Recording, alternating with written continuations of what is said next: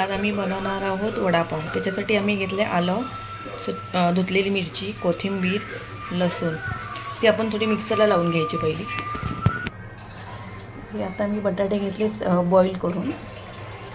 आता हे छानपैकी बॉईल झाले बटाटा.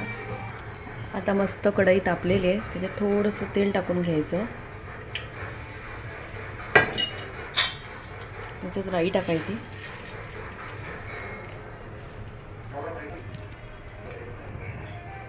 त्याच्यात छान लसूण टाकायची, थोडा कढीपत्ता टाकायचा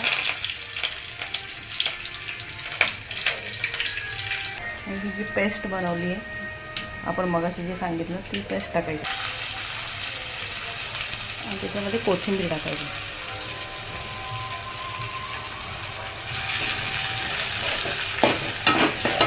छान असं तेल सुटेपर्यंत त्याला ढवळायचं.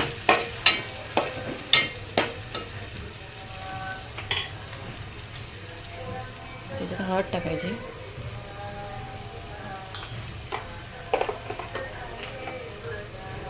मीठ टाकून घ्यायचं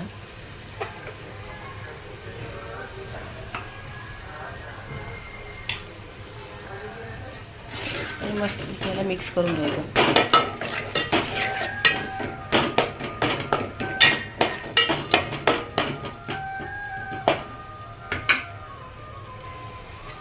चांगलं तेल सुटलं पाहिजे.